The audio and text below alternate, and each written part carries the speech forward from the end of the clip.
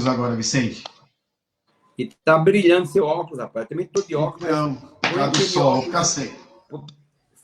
Manda trocar lentes e colocar óculos sem brilho, como o meu, tá vendo? Ó? Eu vi, eu gostei desse aí. É que agora tá tudo parado, né? É. Você tá bem, viu? A minha filha que fica olhando, ela fala, pai, tira o óculos. O problema, Vicente, que eu já não tô enxergando para ler sem o óculos. Mas A nesse caso, idade, né? como você é figura pública, é um pouquinho mais caro, mas vale a pena colocar lente sem brilho. Brilha menos, muito menos, entendeu? Não. Esse aqui, por exemplo, ele brilha, mas brilha muito pouquinho. Reflete menos, entendeu? Olá, boa noite. Vamos iniciar, Vicente, a nossa live. Quero primeiro agradecer a todos que estão acompanhando a gente, dizer que é uma alegria poder compartilhar nessa noite fria com o nosso companheiro, irmão, Vicentinho, que é um grande deputado, mas antes é um grande irmão, uma pessoa que tem uma fé encarnada aí na sua militância. Foi meu presidente do Sindicato dos Metalúrgicos, trabalhava na Arteb, foi presidente da CUT, uma grande figura que todos nós conhecemos, admiramos e o respeitamos muito. Então, muito obrigado, Vicentinho, pela sua participação nesta noite com a gente, né? Quero também, já aproveitando, e pedir para você compartilhar a nossa live, né? Não é todo momento que a gente tem a presença de um grande deputado com a gente, partilhando desse momento difícil, né, da nosso Brasil, nosso país, dessa conjuntura. Eu, Vicentinho, sempre começo as nossas lives, primeiro prestando uma homenagem a todas as famílias, né? Sobretudo na nossa região do Grande ABCD, já chegando aí a quase 500 óbitos, né?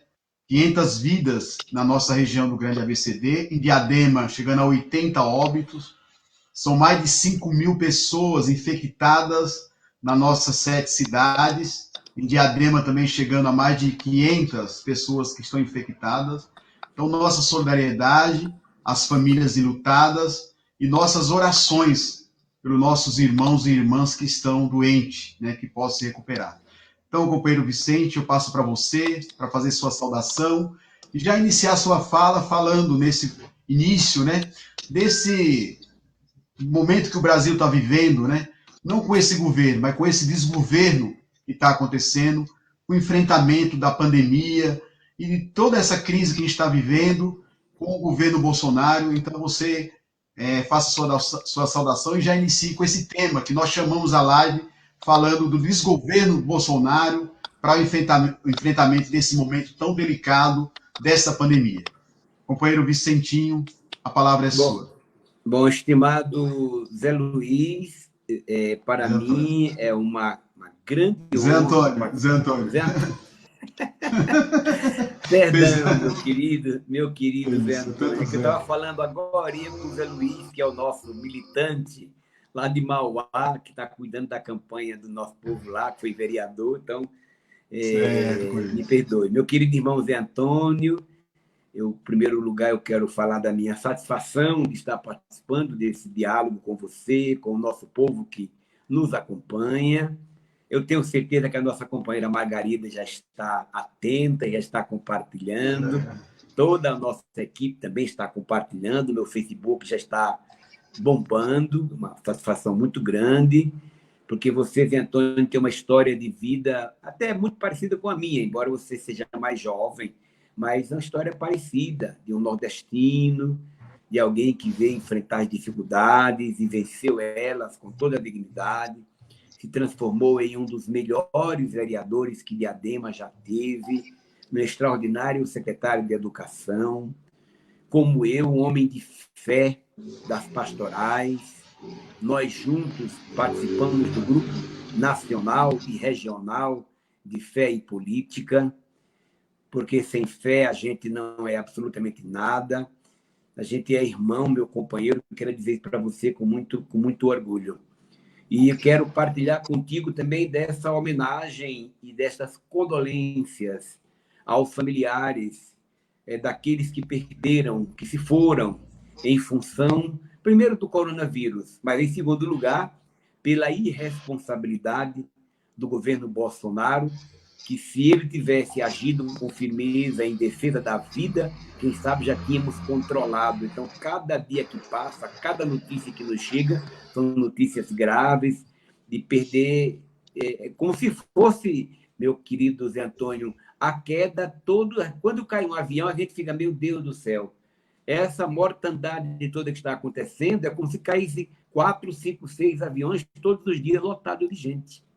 E eu quero, com isso, aproveitar também, Zé Antônio, para homenagear as enfermeiras, os enfermeiros, médicas e médicos, homenagear também aos profissionais como agentes comunitários de saúde, também aqueles que são obrigados a trabalhar, seja na limpeza, sejam os técnicos auxiliares nos hospitais, nos postos de saúde, como aqueles também que lidam com a segurança, que lidam com a limpeza pública, que lidam com a garantia do nosso pão de cada dia.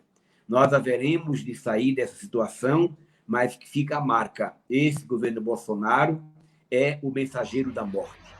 Não à toa que nós aqui aprovamos, enquanto bancada, juntamente com mais 6 partidos, o pedido de impeachment, porque o Brasil não tem solução com ele. Já não tinha antes da crise do coronavírus, quando eles vieram, depois do golpe contra a presidenta Dilma, vieram, e depois também da prisão do Lula, vieram apresentando reformas que só prejudicaram os trabalhadores e as trabalhadoras, tanto a trabalhista quanto a reforma previdenciária. Aquela história de aprovarem, ainda no Michel Temer, aprovarem o congelamento do investimento em saúde, do investimento em educação, em cultura por 20 anos, nós chamávamos de PEC da morte, agora está se comprovando o que está acontecendo. Não fosse a postura de gestores municipais e de gestores estaduais, mesmo que nós tenhamos divergência, a coisa seria muito mais grave ainda.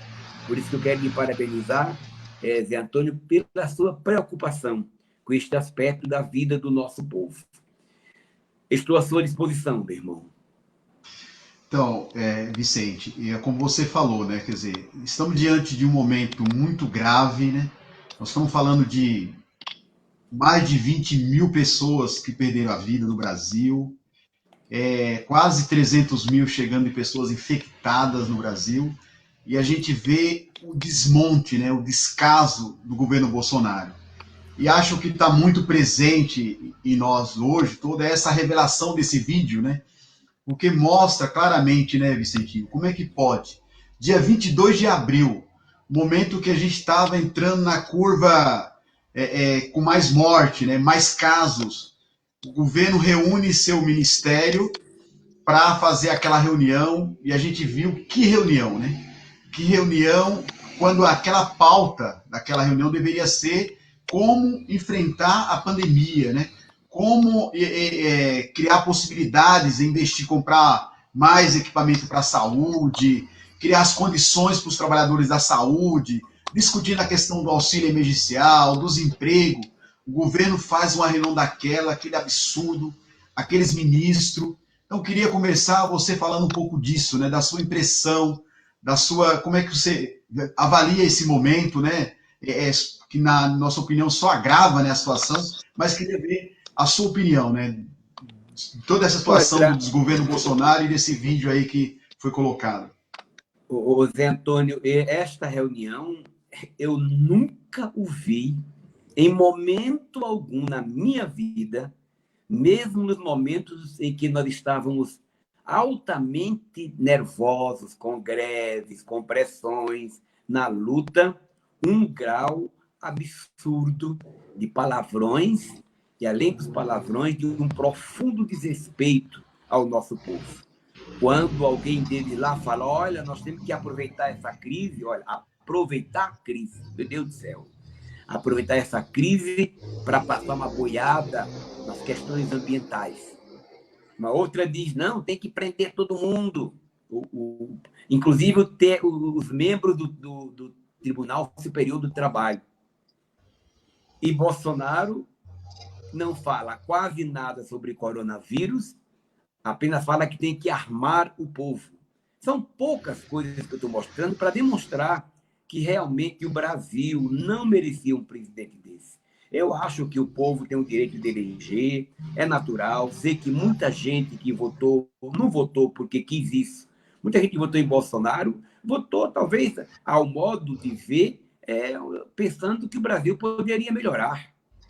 Mas todos, a partir dos servidores públicos, que muitos votaram no Bolsonaro, servidores públicos federais, estaduais, nacionais, agora estão arrochados, arrochados porque queriam reduzir o salário, agora aproveitaram a crise para congelar e criando uma imagem negativa com os servidores.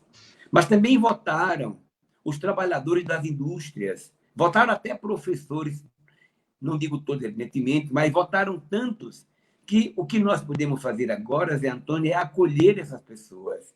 Eu digo ao nosso militante, não é para chegar onde está o povo e dizer, olha, você que votou no Bolsonaro, nem fale comigo porque eu votei no Haddad. Não, é hora de dizer, você que votou no Bolsonaro, fale comigo, estou aqui juntos. Eu votei no Haddad porque eu tinha uma outra alternativa do Brasil, não essa loucura que nós estamos vendo, em que quando o governo Bolsonaro está calado, está planejando fazer o mal para beneficiar os grandes grupos econômicos e os Estados Unidos, que agora dá um tapa nele, dizendo, olha, eu não quero brasileiro aqui não.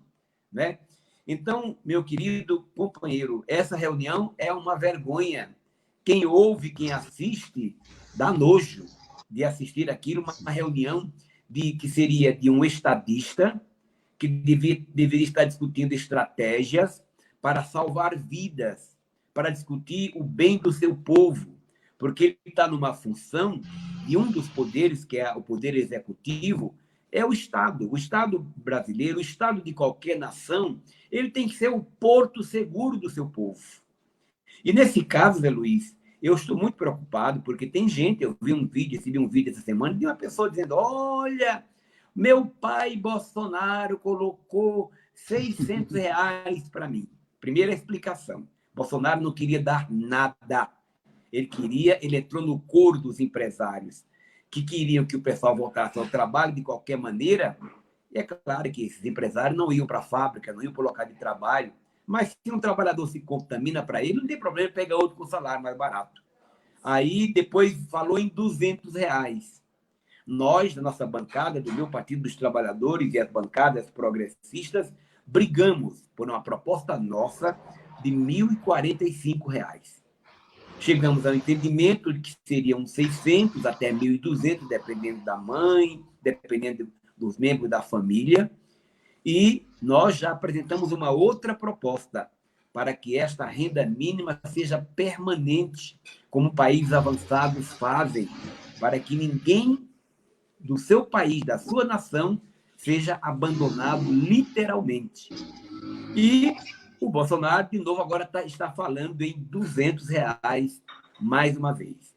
Mas eu quero dizer para quem está nos assistindo, meu querido Zé Antônio, que esse dinheiro não é do Bolsonaro, esse dinheiro não é nosso, não é da Câmara.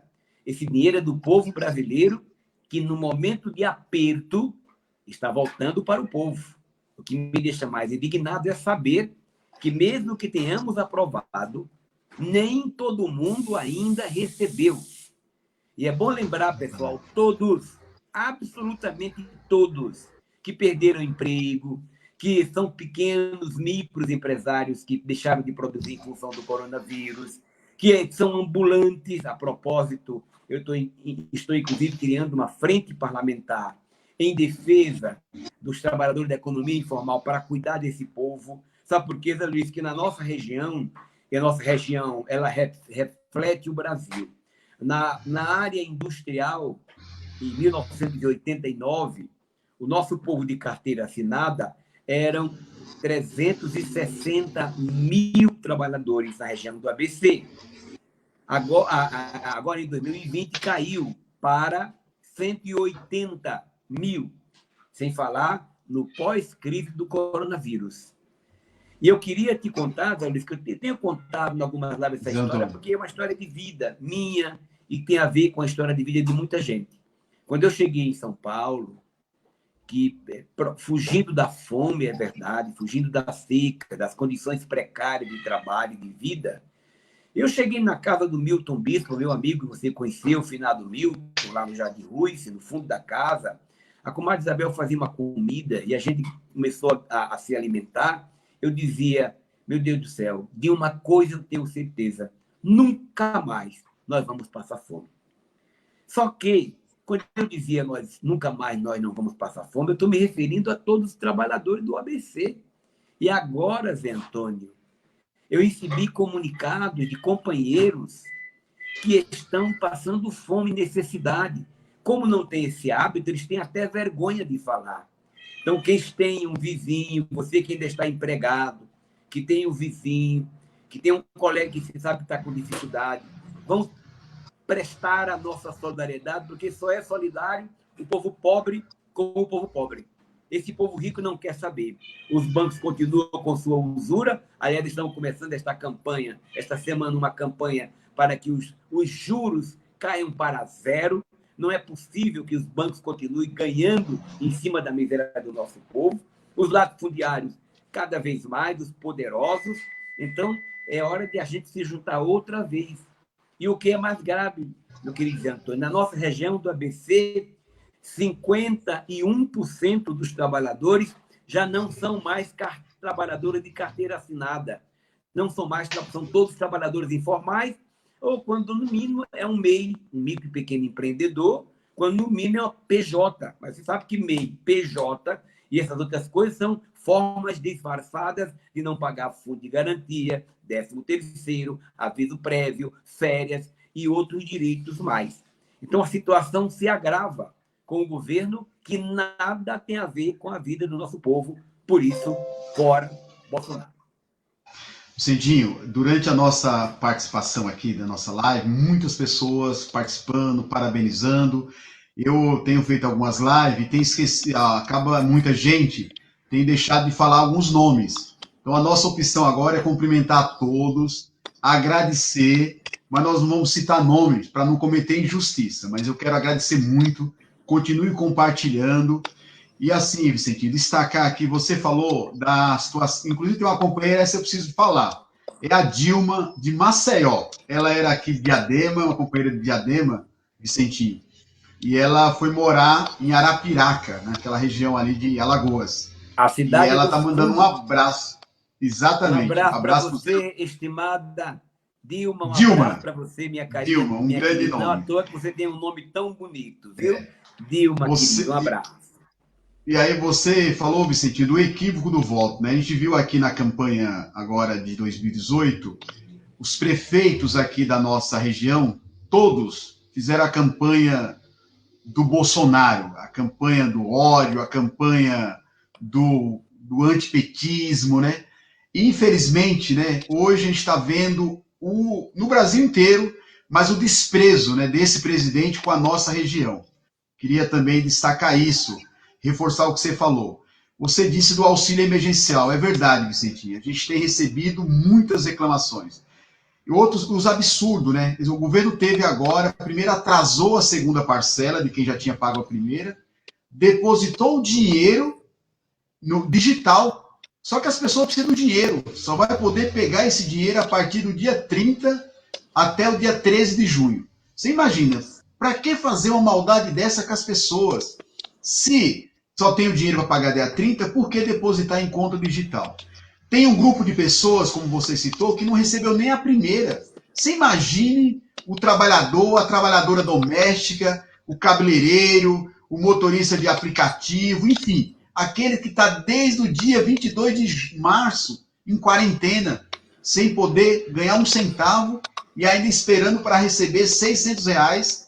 E é o que você falou, graças à atuação da bancada do PT, da oposição, que convenceu o Congresso a votar nos R$600. Porque o que o Bolsonaro queria, como você já disse, Guedes, era R$200, né? Então a gente lamenta mesmo essa postura do presidente, né? E aí, Vicentinho, eu gostaria que você destacasse, né, falasse disso. A gente tem percebido a atuação do Congresso como um todo, né, para acelerar algumas medidas, porque senão seria mais difícil ainda. E dentro do Congresso, o papel da bancada do PT e da bancada na oposição, que tem feito a diferença. Foi assim no auxílio emergencial, a questão agora, a questão da proposta aí para os trabalhadores também, com a proposta de redução de jornada, da suspensão de trabalho, do contrato de trabalho, e de não ter uma estabilidade, né? Então, assim, os impactos não são maiores por conta dessa atuação que a gente percebe. Gostaria que você falasse um pouco disso, né? Da importância, do papel que a bancada do PT de oposição está tendo para convencer o Congresso, evitar que os males sejam maiores. Olha, Zé Antônio, aqui nós estamos tendo um papel que eu acho que é vital. Embora sejamos apenas 131 deputados, se você juntar os deputados da oposição, eu me refiro ao PT, que é o maior partido, o maior de todos os partidos, somos em 56 membros, mas nós temos aqui PSOL, PCdoB, temos PDT, PSB, uma boa parte, não é? E talvez pela sensibilidade social que esses partidos nossos têm, foi que foi possível conceber a aprovação desse mecanismo do pagamento emergencial e de outros mecanismos. Por exemplo, nós tivemos um problema sério aqui, quando, sem apoio, os governadores começaram a ficar desesperados, que poderia, inclusive, faltar o salário dos servidores públicos. Nós brigamos muito por isso e conseguimos aprovar a ajuda aos governadores e aos prefeitos e prefeitas e governadora, no caso, a nossa velha governadora do PT, lá do Rio Grande do Norte, a companheira Fátima Bezerra, da minha terra, né? Então, esse papel exercido pela nossa bancada e por essas bancadas foi um papel que garantiu um equilíbrio aqui dentro. Evidentemente que aqui nós temos muitas divergências, não é? Aqui nós temos, infelizmente, a maioria dos deputados são deputados ligados ao poder econômico. São homens brancos e ricos. Então, por exemplo, negros. Dos 513, nós somos apenas 20. Embora na sociedade, a maioria do povo é o povo não branco, o povo negro. Por exemplo, e nem todos os negros desses 20 assumem a sua negritude. Tem negro que é Bolsonaro. Tem deputado negro aqui que é fundamentalista, não é? Que justifica condenar a juventude à miséria, que votou na retirada dos direitos dos trabalhadores, não é? E também dos 513, as mulheres são maioria nesse país, mas aqui na Câmara são apenas 77, também dizendo que nem todas as mulheres são tipo Luísa Erundina, Maria do Rosário, Jandira Fegali, não. São mulheres de direita, de extrema direita, inclusive, várias fazendeiras. Negro, não existe negro fazendeiro aqui nenhum. Então, esta bancada, apesar disso, nós conseguimos deixar eles numa situação realmente tendo que votar. Mesmo que eles defendessem o Estado mínimo, nós conseguimos fazer com que se cumprisse minimamente o papel de equilíbrio. A gente sabe quem é o Rodrigo Maia. Rodrigo Maia não tem nada a ver com posições progressistas, mas ele foi minimamente equilibrado nesse momento e dando vazão às votações necessárias. Por exemplo, a questão da violência sobre a mulher, aumentou a questão da campanha do Disque 180, as questões de pessoas que não podem pagar as suas contas, não colocar ele nessa lista suja que existe por aí, outros mecanismos mais. Mas o mais importante foi esse apoio. Bom, também nós aprovamos aqui apoio, porque no início só queriam apoiar os grandes empresários, só queriam apoiar os banqueiros, que infelizmente não tem nenhum papel social nesse país, só querem lucrar. Por isso a nossa campanha para aumentar, para zerar os juros no período da pandemia.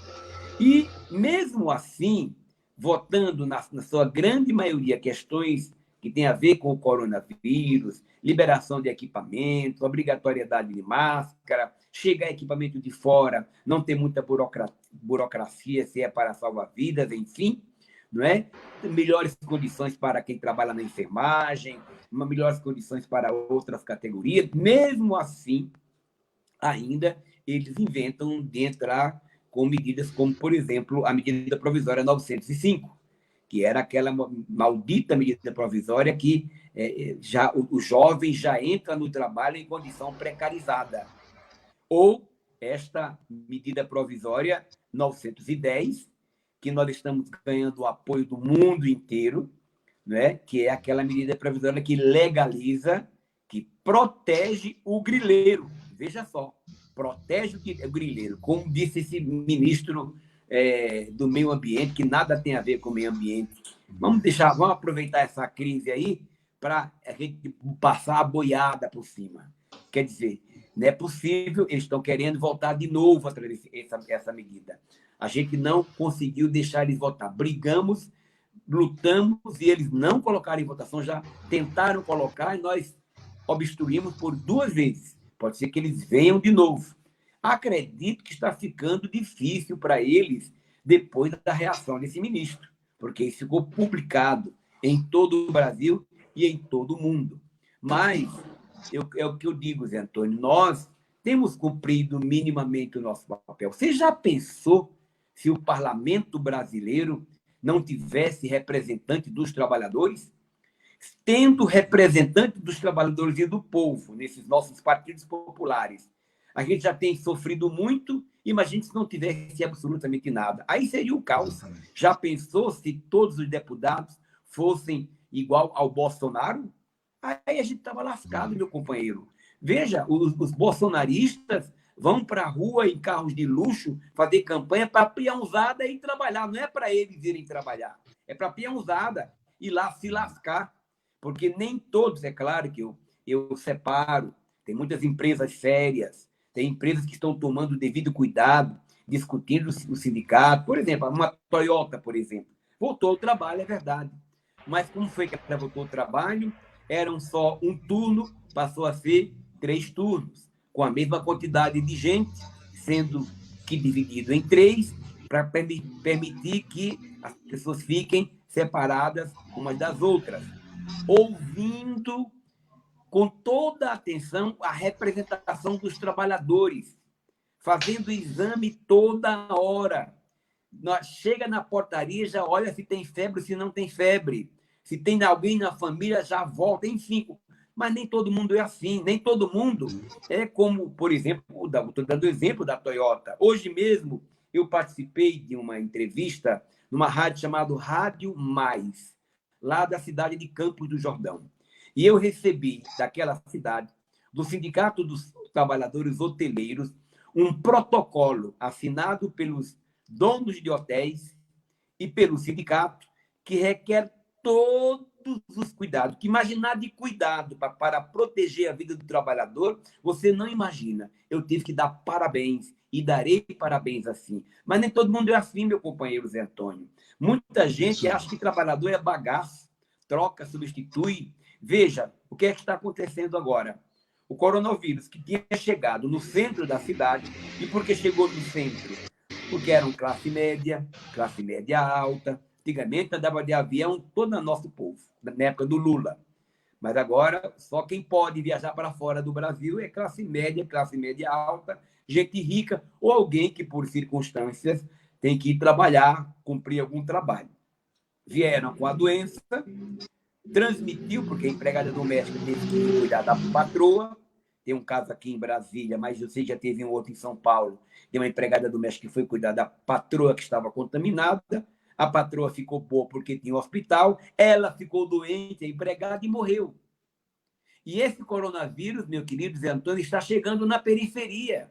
Você se referiu com uma profunda preocupação, porque eu senti no seu coração, no seu semblante, o que está acontecendo em Diadema, nossa cidade querida. Toda a periferia, até a Folha está dizendo isso, é na periferia que está acontecendo a contaminação à torta e à direito. E na periferia, você sabe, primeiro, quem adoece na periferia com hospitais já cheios, não vai ter o mesmo atendimento.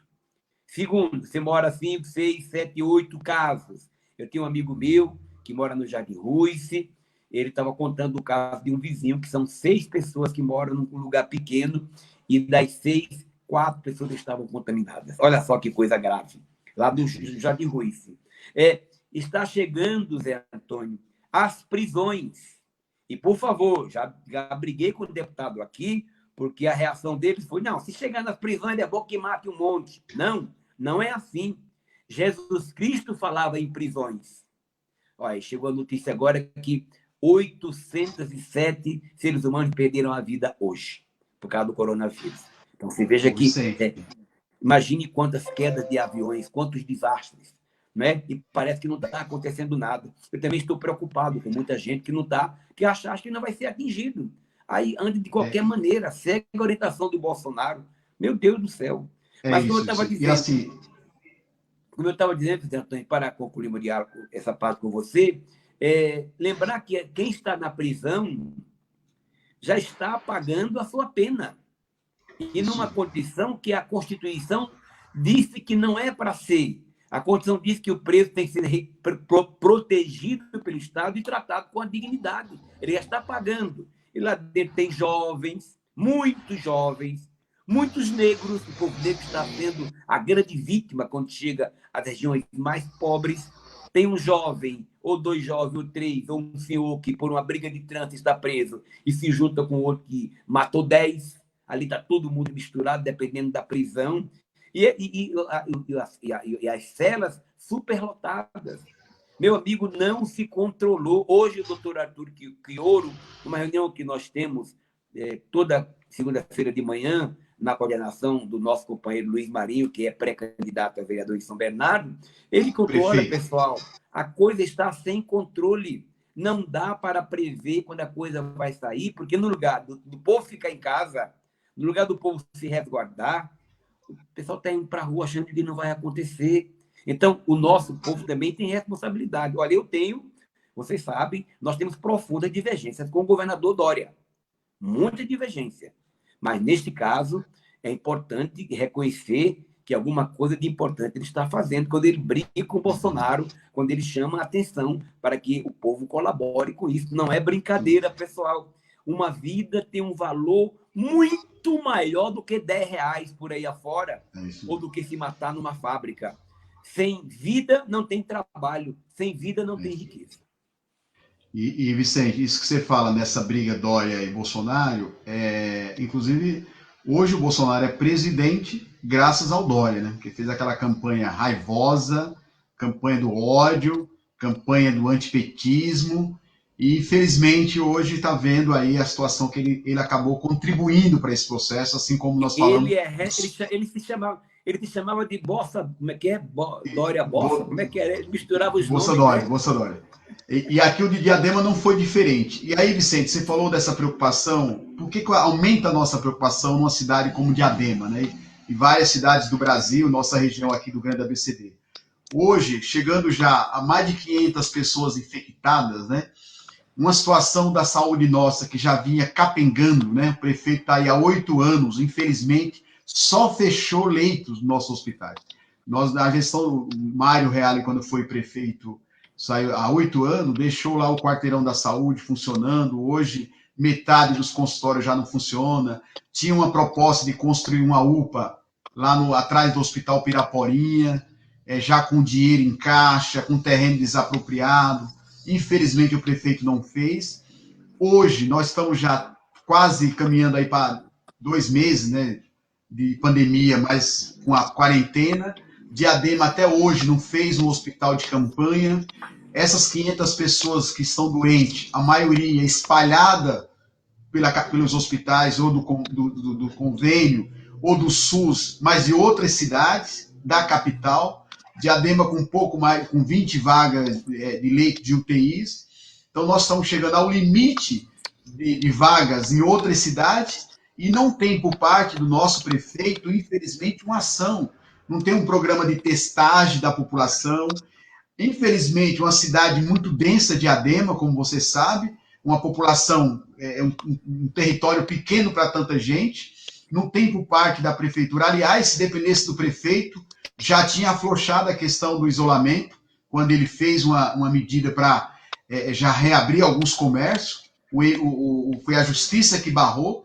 Então, infelizmente, a população tem contribuído e tem que contribuir mais, porque é isso. Não espere do Bolsonaro, infelizmente, não espere do nosso prefeito, porque deveria já ter feito. A Câmara de Diadema, assim como lá no Congresso, já aprovou Diadema como calamidade pública para poder investir no combate à pandemia, mas as ações do prefeito têm sido muito tímidas, infelizmente, né? Então a gente tem essa grande preocupação e é por isso que chama essa atenção, essa preocupação para a população cada vez mais, essa rede de solidariedade, Vicentinho, também que eu gostaria nesse bloco final, também eu vejo no Brasil, não essa solidariedade das empresas, que estão fazendo mais do que sua obrigação, porque muito dessa solidariedade que as grandes empresas estão fazendo, elas vão descontar no imposto de renda, mas a solidariedade daquele trabalhador que divide a sua cesta básica para dar para alguém que está precisando. A solidariedade daquelas pessoas que estão nas igrejas fazendo pelas redes como pode. Aqui em Diadema tem uma rede que várias pessoas estão participando, que é a rede de solidariedade Todos por Diadema, que são muita gente envolvida, que está preocupada, dividindo o que tem para contribuir com os outros irmãos. Então eu acho que a gente tem uma oportunidade também no Brasil e eu não vejo outro caminho, que é a reconstrução a partir dos trabalhadores, a partir dos que estão sofrendo, porque é dali que a gente encontra a solidariedade verdadeira. Então, Vicentinho, a gente falaria aqui muito, né? Tem muitos assuntos, mas o pessoal sempre recomenda que nós não podemos estender muito, porque as pessoas também têm outros compromissos. Então, eu gostaria que você, Vicentinho, tratasse nesse bloco final, falasse um pouco das nossas esperanças. Nós vamos ter um período agora, se Deus quiser, com todo passar por essa fase, né? A nossa esperança, a nossa coragem, né? Para não desanimar, mas, sobretudo, uma pós-pandemia, né? Com o desemprego que só aumenta, com a situação, como você falou, um auxílio emergencial que é o mínimo e que, mesmo assim, o governo tem negado esse direito, a questão da MP, da proteção dos empregos, a redução, a suspensão do contrato de trabalho, muitos trabalhadores já há quase 2 meses não receberam nem o primeiro salário ainda, outra questão de preocupação. E o balanço, como é que você, né, como é que nós podemos enxergar caminhos, né, diante de um cenário com um governo desse que vai na contramão, né? Então, eu quero que você compartilhe, você que é uma pessoa de fé, de coragem, que sempre nunca desanimou, e que a gente tenha uma mensagem também, apesar da situação que a gente está, de ver irmãos e irmãs morrendo, de ver um presidente desastroso no comando do Brasil, mas a gente não pode perder a fé, perder a esperança e acreditar na força do povo que vai buscar o caminho, buscar a saída para a gente enfrentar toda essa situação. Companheiro Vicentinho. Meu querido Zé Antônio, antes de mais nada, você se referiu ao prefeito da cidade. Deixa eu contar uma história muito breve, porque tudo isso tem a ver com a maneira, com a visão que você tem sobre o seu povo, sobre a sua comunidade. Quando ocorreu a chamada gripe espanhola, que não era espanhola coisa nenhuma, era chamada de espanhola, mas isso nasceu com os soldados que vieram da Primeira Guerra Mundial, em 1915, e esta guerra matou 20 milhões de pessoas. E os soldados, ao chegarem nos Estados Unidos, foi o epicentro desse acontecimento, e essa gripe espanhola, chamada espanhola, matou de 50 milhões a 75 milhões, de 50 milhões a 75 milhões de seres, mais do que na própria guerra. Hoje mesmo eu vi na Folha uma fotografia de um carnaval no Rio de Janeiro, de 101 anos atrás, que o tema era coronavírus, que o tema era a gripe espanhola, pelo que aconteceu naquele período.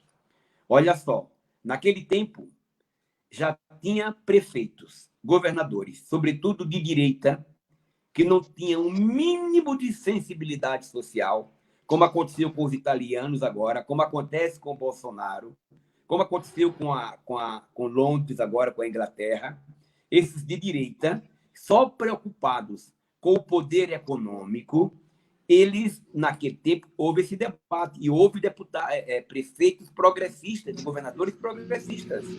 Aqueles que agiram de acordo com a organização médica no período se recuperaram muito mais rapidamente e cresceram mais do que os outros países que ficaram atrasados. Os outros estados ficaram atrasados.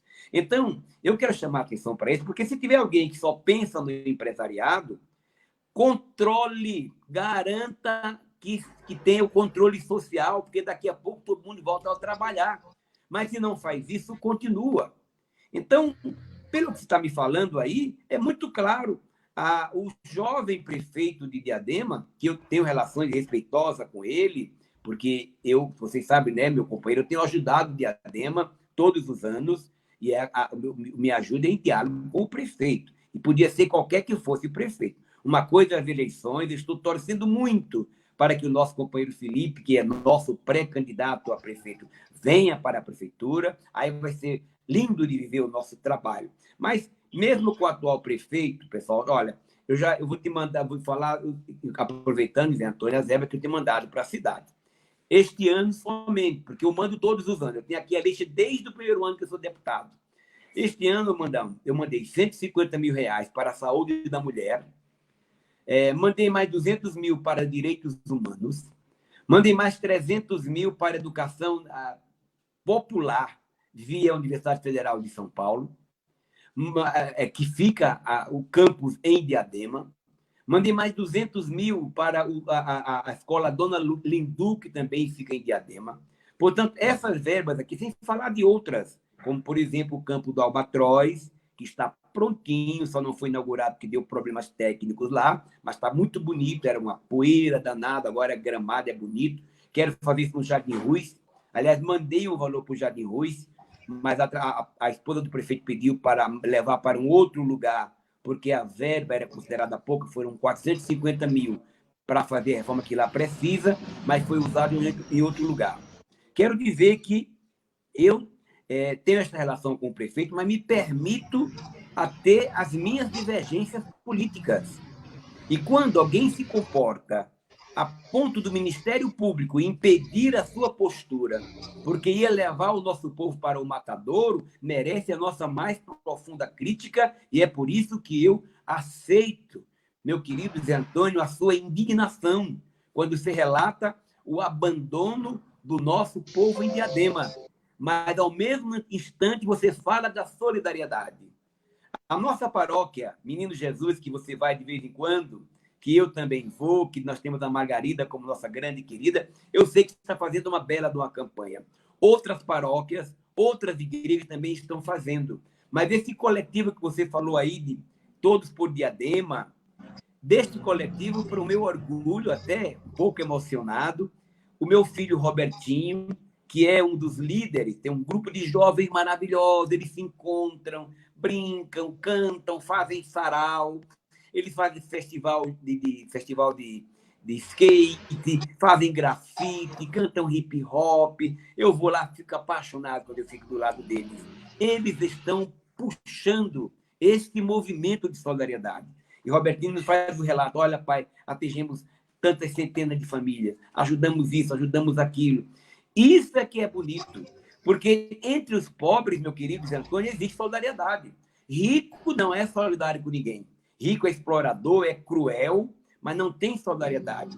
Eu não sei na sua terra, meu querido companheiro, mas eu, quando era menino, eu me lembro da minha mãe, não falava nada, mas quando ela matava um cabrito, quando ela matava um bode, quando ela matava um porco, o que é que ela fazia naquele cozido? Ela pegava os pratinhos, um pedacinho de cada um, e ia entregar para os vizinhos. Ou então era comum alguém pedir uma colher uma xícara de feijão, uma xícara de café. O povo pobre paga as suas dívidas. Então, é a partir do povo pobre. O que eu gostaria é que o nosso povo pobre compreendesse que ele faz parte de uma classe. Nós temos que ter consciência de classe. Porque se a gente tiver consciência de classe, saber que os do lado de lá só nos usam, Por isso que estão dando atenção agora ao nosso povo, porque viram o quanto é importante o trabalhador. Se o nosso povo perceber isso, nunca mais o nosso povo vai votar equivocado. Nunca mais o nosso povo vai ficar ali meio com vergonha. Ah, eu votei no Bolsonaro, não tenho coragem de falar para ninguém. Não, pode falar, pode conversar. Nós somos pessoas carregadas de esperança.